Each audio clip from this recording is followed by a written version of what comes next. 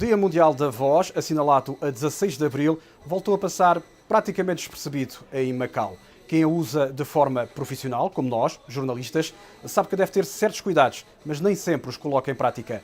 Voz, património de todos nós, é o tema da reportagem especial desta semana.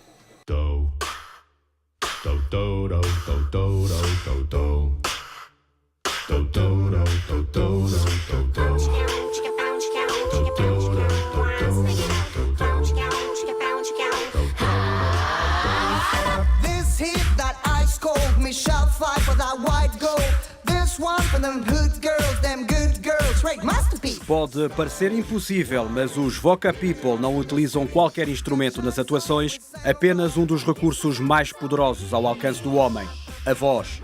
O grupo israelita é um bom exemplo daqueles que, por necessidade profissional, mais usam e abusam das capacidades vocais. São por isso obrigados a ter determinados cuidados e teriam sido embaixadores perfeitos para o Dia Mundial da Voz, que se comemorou a 16 de abril. Uma data que, mais uma vez, passou praticamente despercebida no território. Aqui em Macau, eu acho que ainda não há muita divulgação do quão relevante a nossa voz é preciosa, não é? Mas é isso que tem que começar a ser feito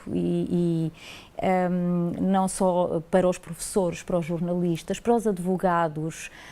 Há muitas profissões e nós nem sequer temos a consciência que nós utilizamos a nossa voz profissionalmente, porque nós não pensamos, pois não, é como o respirar, eu não penso, agora tenho que inspirar, agora tenho que expirar, eu também não penso que eu estou a falar e há todo um processo, há todos certos cuidados que nós temos que ter, nós não pensamos nisso.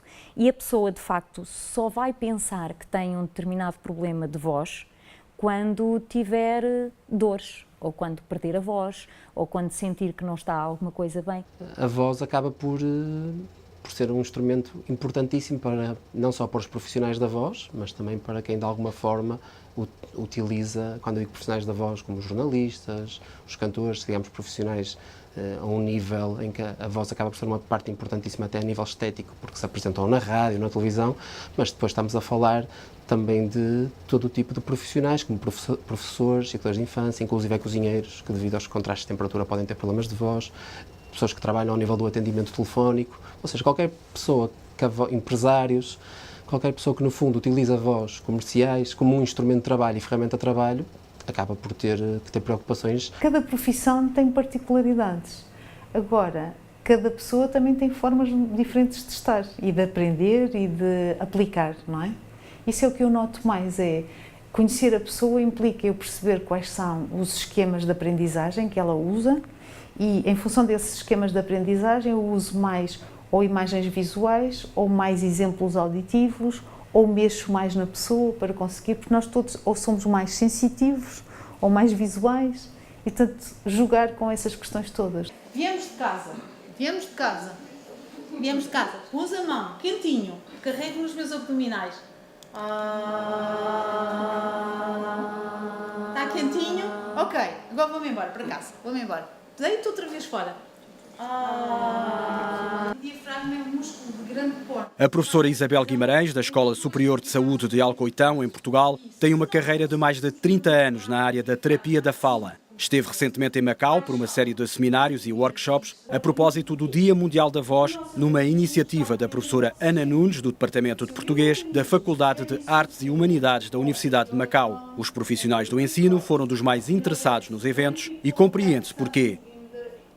Nos professores, se forem professores de, por exemplo, escolas secundárias, são ambientes de muito ruído, com jovens a mexerem-se muito, implica que o professor tenha, sim, um bom suporte em termos de energia física, inclusive, é quase como se estivesse a fazer uma aula, uma maratona, e, portanto, tem que haver essa preparação de energia física muscular, porque ele tem que ser resistente a aguentar aquela sobrecarga, porque tem que ultrapassar ruído do exterior, ruído dos alunos, e tem que ter, ao mesmo tempo, não tem que gritar, que habitualmente é isso que os professores fazem, começam a gritar. Tem que ser melodioso para acalmar também os alunos. Quando temos muitas sequências de aulas, cansa, a gente volta para casa cansado, a verdade é esta. Então, como algumas técnicas para aprender a falar melhor em público, para poder usar a voz para dar aula, me interessa. Eu queria ser no futuro o professor ou tradutor. Ambos profissionais têm uma grande exigência na voz, por isso acho que é importante para mim aqui aprender algumas técnicas, digamos, a relaxar ou praticar os músculos do nosso mecanismo de falar. São muitas as atividades que podem ter consequências para a voz, mesmo as mais improváveis. Curiosamente, há uma situação que nós nunca falamos, que é os bibliotecários que falam todo dia assim. Ou seja, é como se está num colete de forças. Não deixa as suas pregas vocais vibrarem completamente. E quando diz, não precisas falar assim, não consigo, já estou. Cria um hábito. Então não há uma patologia nas pregas vocais, não há nada de lesão, mas há uma disfunção. A pessoa já não consegue fazer um movimento ondulatório para fechar as pregas vocais e fazer som, mas está assim. E portanto nós temos que voltar a fazer toda a atividade, não em esforço como um professor, mas sim na voz normal, porque falar assim todo dia, depois já não consigo, não é? Mas seja qual for a profissão, com mais ou menos uso da voz, é importante saber o que pode estar na origem de possíveis perturbações vocais, especialmente em Macau. Os dois maiores causadores de disfonias acabam por ser os abusos e os maus usos vocais. E essas profissões todas, por vezes, acabam por estar sujeitas a esse tipo de abuso e maus usos vocais. Como abusos vocais temos o falar durante muito tempo seguido, sem pausas, sem repouso vocal, porque as pregas vocais, que é o nome correto, não são cordas vocais, é pregas vocais, são os músculos, e como qualquer tipo de músculo, também sente o abuso e precisa de descanso. É muito importante ir bebendo água ao longo do dia em pequenos goles para hidratarmos não as nossas pregas vocais, porque nas pregas vocais só passa o ar, mas sim a nossa faringe, que dá uma sensação de hidratação, e depois, obviamente, o nosso organismo encarrega-se de enviar água para as pregas vocais através da circulação sanguínea, evitar então esses contrastes de temperatura, mas também não só ao nível da água, mas também no nosso dia-a-dia, ou seja, normalmente trabalhamos em sítios, até porque o nosso meio ambiente aqui, a temperatura assim o exige, com ar-condicionado, quando entramos no nosso trabalho, quando entramos nos autocarros, ou seja, adequar um pouco a nossa roupa, evitar o estar a transpirar e entrar num sítio em que está muito fresco, ou seja, todos esses contrastes de temperatura acabam por poder de alguma forma se refletir na nossa voz. Para já, a umidade que nós temos aqui, não é, quase praticamente o ano inteiro, cansa-nos bastante, não é? E isso também faz com que, para nós que usamos a voz diariamente em termos profissionais, também nos cansemos, e nós dizemos mesmo, estou cansada da voz, e nós estamos mesmo cansados, porque a respiração é mais difícil, o falar implica uma maior energia, nós tornamos-nos mais lentos a falar também, portanto, e depois a poluição, porque a poluição afeta todo o nosso sistema respiratório, e todo o nosso sistema respiratório tem a ver com produção de voz, portanto, são coisas que nós não conseguimos separar. A poluição e a umidade, afetando o nosso sistema respiratório, afetam o nosso trato vocal, afetam toda a nossa produção de voz. Além dos riscos para o aparelho respiratório, há certos comportamentos que convém evitar. É de facto o pigarrear. As pessoas fazem muito por sistema nervoso, não é? Vamos começar a falar e, portanto, acham que isto fica a voz mais clara, não é? Então, é só um minuto. Pronto, então vamos, ou às vezes até com o microfone. Fazem isto, para ver se o microfone está... Portanto, é só ataques. Isto antes de começar. Pode não fazer mal nenhum, uma vez, duas vezes, ou quer dizer, nós estamos... Mas isto depois torna-se um hábito. E depois é sempre... Então, o problema é também o que nós achamos que isso é que faz bem. Portanto, a situação do pigarrear é de facto o vício maior. Mas em vez de pigarrear, que acaba por ser uma agressão, porque estamos a ver uma fricção entre as pregas vocais, o ideal seria dar um gole de água, engolir saliva se não tivermos água, ou então, em último caso, uma tosse em vez desse pigarro, porque o pigarro depois acaba por ser um ciclo vicioso. Se já vimos o que pode fazer mal à voz, também interessa saber o que faz bem. Nós, profissionais que trabalhamos com a voz, otorrinos, terapeutas da fala, não recomendamos as denominadas medicações, os remédios caseiros, não é? Claro que beber um chá com uma colher de mel e com limão não tem problema nenhum, mas mais do que isso não. Água, descanso é importante. Evitar gritar, o grito é o pior inimigo da voz, evitar fumar, não só pela nicotina em si, mas pela elevada temperatura do cigarro. Não é? As pessoas automaticamente associam à nicotina. O problema não é só da nicotina, que isso leva-nos às questões cancerígenas, mas um dos maiores problemas é a temperatura brutal de quando inalamos inspiramos aquele fumo tão quente, ou seja, evitar fumar é prejudicial pelas razões que sabemos, mas também por causa da questão da temperatura do fumo. O álcool, pronto, as bebidas desidratadas, nomeadamente as bebidas brancas, são bebidas que provocam desidratação da mucosa, algum nível de anestesia também ao nível da prega vocal, por isso é prejudicial. Falar Direito. Um programa da Fundação Rui Cunha. O advogado Rui Velez de Moura fala-nos hoje sobre venda, exposição e exibição de material pornográfico. Por sua vez, Cândido de Azevedo traz-nos os seus arquivos curiosidades... A voz é a razão de existir da rádio. Aqui, as palavras faladas têm o poder de despertar os sentimentos. A voz tem um poder muito grande. É indiscutível. Nós fazemos, acontece-me, eu conhecer pessoas e dizer, era exatamente como eu pensava. Também já lhe aconteceu se calhar o contrário. Ao contrário, era isso que eu ia dizer. Haver uma decepção, isso não tem nada a ver, esta voz com esta pessoa. E para mim era um encanto eu saber que as pessoas viam através da minha palavra.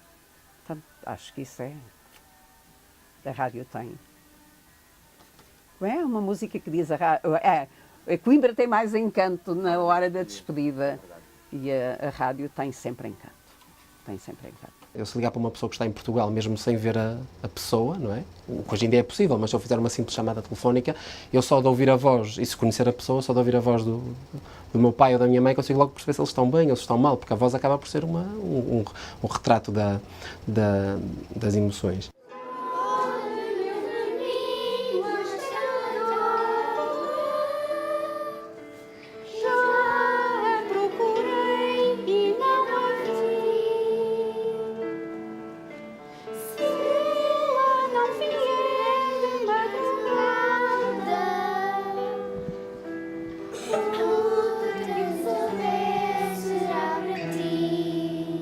Da rádio para a música e para os mais pequenos, que começam cedo a ganhar bons hábitos e a desenvolver talentos.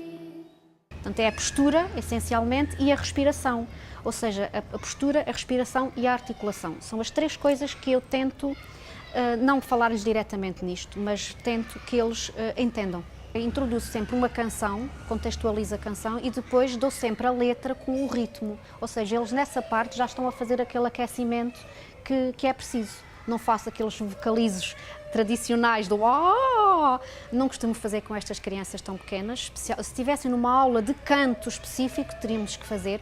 Neste caso, faço a parte do ritmo, da letra, e, de diferentes maneiras, diferentes intensidades, diferentes andamentos, diferentes dinâmicas, às vezes forte, piano, para eles memorizarem a letra e aí eles já estão a aquecer, digamos assim, as cordas vocais para depois a fase seguinte, que é adicionar a parte melódica. Fazemos sempre no final da aula ou no início da aula, eu deixo sempre um ou outro que me peçam para cantar sozinhos e tenho vozes fabulosas. Muito boas mesmo. 6 anos, 7 anos, 8 anos, que já colocam naturalmente a voz, que é muito engraçado, articulam e colocam a voz naturalmente. São muito bons. E enquanto a temática vai despertando consciências na região, com o Instituto Politécnico de Macau a avançar, por exemplo, com um curso de terapia da fala no próximo ano letivo, ficam algumas sugestões sobre o que poderia ser feito neste domínio. Haver rastreios de voz, não é? Eu nunca ouvi falar nisso aqui em Macau, para as pessoas perceberem se têm nódulos, se têm pólipos, se têm alguma coisa. Se calhar, como se faz em Portugal, ir às escolas e dar formação aos professores sobre voz. Se calhar vamos sentir grandes obstáculos no início, acredito que sim. Mas também não há nada como tentar e ir começando devagarinho, não é? A consciencializar as pessoas para isso. Ir às televisões também, dar formação, falar um bocadinho no assunto.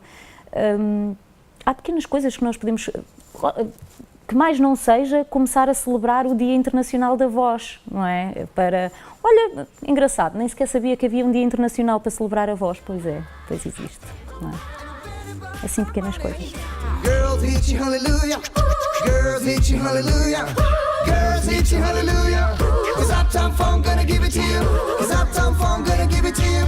'Cause Uptown Funk gonna give it to you. Saturday night we're in the spot. Don't believe me, just watch. E foi a reportagem largada da semana. Nós regressamos na próxima sexta-feira com mais um tema da atualidade em destaque. Até lá, uma boa noite.